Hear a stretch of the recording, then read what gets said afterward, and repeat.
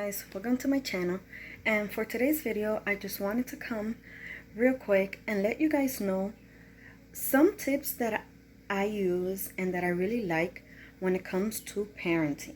So if you're interested, just keep on watching. So guys, one of the things that I think is very important when it comes to parenting is that I think you should spend quality time with your kids. If you have two kids, like it's my case, I think you should spend quality time with both, but also to spend quality time with each of them individually. And why do I say this? Because even though they might share things or have things in common, they are two totally different people. So they might have interest that it's way different than the other one. So I think it's important as a family of four that we spend time with the kids, but also like I did one time. I went to a concert with my daughter and I told my husband I'm going to go to the concert with her, but I want you to go out with our son so he can have quality time with you. And that's what we did. And it was a really great thing that we did because my son had a blast, my daughter had a blast, and that made me totally happy. Another thing is that I think is very important is not to compare one child with the other. Kids are kids. Kids might do crazy things like maybe spill something and blame the other one, but we cannot compare one kid to the other. And I hope you guys understand what I'm trying to say. Like, for example, when my daughter was little, me and my husband, we were watching TV. She was in her room playing. And all of a sudden, I get this smell like baby powder. And when I go to a room, there was baby powder all over the place. And she actually tried to hide some under a blanket in her closet. And I think this was really funny because she said it was actually her brother. And my son was actually sleeping. So we can't say, hey, why are you doing that? Your brother behaves better or something like that, because that makes them feel bad and they're two totally different kids. So comparing one with the other is a big, like I had mentioned before, not to compare kids. I have here a list on my phone that says don't compare siblings, and that's what I was mentioning in the previous clip. And it says, if a child thinks his or her brother or sister is favored, it can create a rivalry that may last the rest of their lives and cause problems in your family. Make sure your kids know that they are loved equally. We need to love our kids. We need to demonstrate to our kids that we love them. We can't compare them because how it says here, this can cause big problems in our family and this could last a lifetime.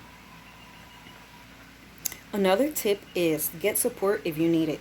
Life with children is a roller coaster ride. Understanding that there will be negative aspects to child rearing and getting some professional advice when necessary will help you maintain your sanity and enjoy the experience.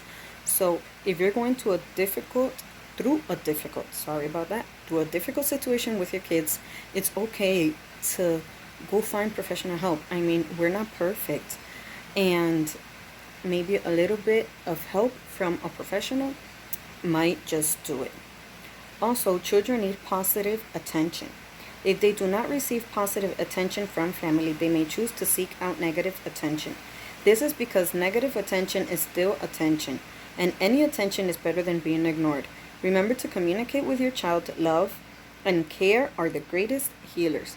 So let's just make sure that our kids receive positive attention all the time, because as it says in these tips, kids that aren't loved or don't feel loved or are not receiving attention, they're going to go out and go somewhere else and find attention, and maybe the attention that they will find is not the best. Monitor your child's use of the internet, and I think this is something that's super important. My kids' YouTube account is linked with my account. Everything that they look for on YouTube or their history on the internet, I can see it on my phone. And even though I can see it on my phone, I can also go on Google Drive and I can see the pictures that they've taken and even erased. Or I just say, hey, I want your phone. I'm going to check your phone. And if they say no or they start a fit, phone is getting removed from them until I can trust them again. Because sometimes kids let themselves, like, not bullied, but like peer pressure, and maybe they might look up for things that aren't the appropriate thing for them to watch. So monitoring your child's use of the internet is very important. The stuff kids can access in cyberspace can be dangerous. Get a program that will let you see the websites they visit and monitor their chats. And for kids that have Nintendo Switch, or if you're thinking of getting your kids one, once you're gonna turn it on for the first time, keep on doing every process, because there's an app that as a parent you can download on your phone, and you can see how many hours they use the Nintendo, what games, how much they use each game.